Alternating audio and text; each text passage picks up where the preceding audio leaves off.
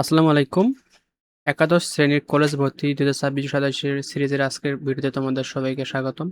আজকে আমরা আলোচনা করব তোমাদের একাদশের কলেজ চয়েস দিতে কী কাগজপত্র লাগবে বা কী ডকুমেন্টস লাগবে। এ সব কিছু থাকতেছে আজকের এই ভিডিওতে। আর তোমরা যদি আমাদের চ্যানেলে নতুন হয়ে থাকো, চ্যানেলটি অবশ্যই সাবস্ক্রাইব করবা, কারণ আমরা এই চ্যানেলে তোমাদের শিক্ষামূলক সকল আপডেট তথ্য সবার আগে দিয়ে থাকি। তো তোমাদের আবেদন প্রক্রিয়া শুরু হবে ২ সেপ্টেম্বর থেকে ১০ সেপ্টেম্বর এই সময়, এবং সকল আবেদন কার্যক্রম চলবে পুরোপুরি অনলাইনে। এবং তোমার ভর্তির জন্য প্রয়োজনীয় কী কাগজপত্র লাগবে সেটা হচ্ছে দেখো, তোমাদের এসএসসির রোল এটা মাস্ট লাগবে, এবং তোমাদের এসএসসি রেজিস্ট্রেশন নাম্বার, যেটা তোমাদের অ্যাডমিট কার্ডে এবং রেজিস্ট্রেশন কার্ডে তোমরা পেয়ে যাবা, এবং তোমার পাশের সাল, অর্থাৎ তোমরা ২০২৬ সালে পাস করেছো সেই পাশের সাল লাগবে, এবং তোমার শিক্ষা বোর্ডের নাম, এবং একটা তোমার সচল মোবাইল নাম্বার।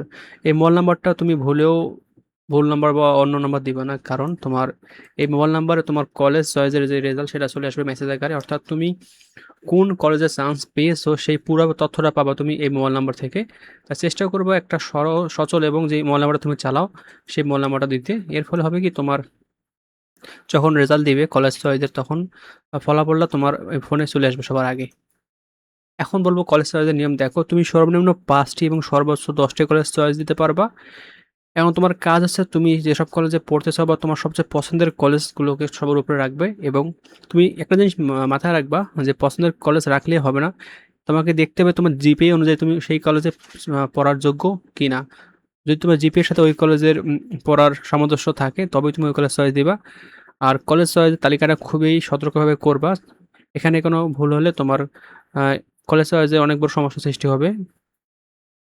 আর আবেদন ফি দেখো, তোমাদের আবেদন ফি ৳১৫০। এই টাকাটা তুমি বিকাশ, নগদ, রকেটের মাধ্যমে দিতে পারবে। তো ভর্তি পরীক্ষার গুরুত্বপূর্ণ বিষয়গুলো দেখো, আবেদন করার আগে সকল তথ্য একবার ভালো করে যাচাই করবা, এবং ভুল তথ্য দিয়ে ভর্তি পরীক্ষার সমস্যা হতে পারে, তাই চেষ্টা করবা একদম সঠিক তথ্য দিতে। যদি কোনো ভুল তথ্য দিয়ে দাও, সাপোজ ধরো ওইখানে একটা অপশন আছে কোঠা, তুমি জানো না এই অপশনে ক্লিক করতে হবে কিনা, এখন তুমি কোটার অপশনে ক্লিক করে ফেলছো।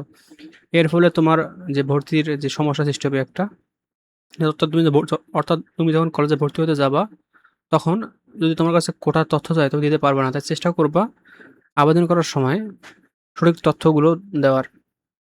তো সর্বশেষ যে নতুন নিয়ম নিয়ে আপডেট সেটা হচ্ছে, দেখো তোমাদের কলেজ চার্জ এক ধাপে হবে, এবং এখানে তোমাদের মাইগ্রেশন থাকতেছে না।